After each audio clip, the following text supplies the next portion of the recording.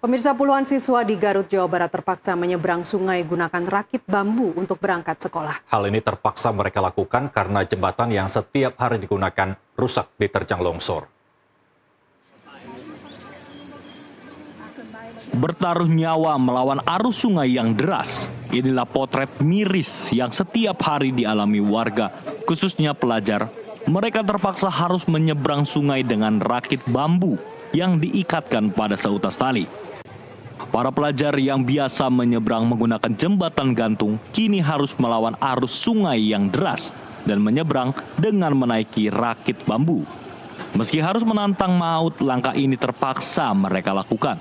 Lantaran jembatan gantung yang biasa digunakan alami kerusakan pada bagian pondasi, sehingga tidak layak untuk digunakan. Kondisi ini membuat warga di Dusun Selatan dan di Dusun Ciparwak di Desa Sukanagara, Kecamatan Pundoy terisolir. Sebagian besar warga dan pelajar tetap harus melintas setiap hari dengan membuat rakit sederhana dari bambu atau menggunakan ban bekas sebagai alat penyeberangan. Meski digerundung kekhawatiran, para pelajar tetap bersemangat di tengah keterbatasan untuk pergi ke sekolah. Karena jembatannya telah putus. Jadi jembatannya terancam putus gitu ya? Iya. Jadi terpaksa nyebrang pakai rakit pakai sungai ini ke sungai ya? Takut gak, was-was gak nyebrang pakai rakit di sungai ini? Takut. Takut ya. Udah berapa lama dek?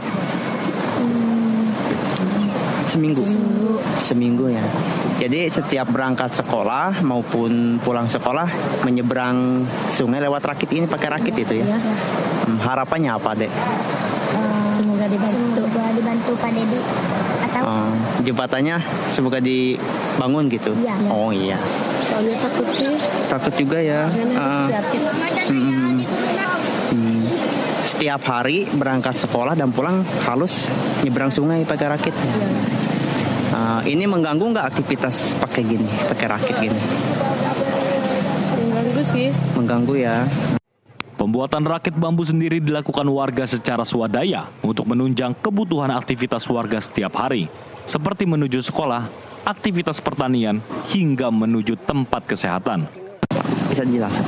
Sebetulnya dulunya kemarinnya pakai jembatan, dikarenakan akses jembatan, dikarenakan ada musibah atau longsor, maka terpaksa masyarakat menggunakan rakit darurat atau penyeberangan sementara. Alternatif lain ada, tapi muter jauh dikarenakan medan jalannya yang rusak, masyarakat yang tidak mempunyai motor lah seperti itu.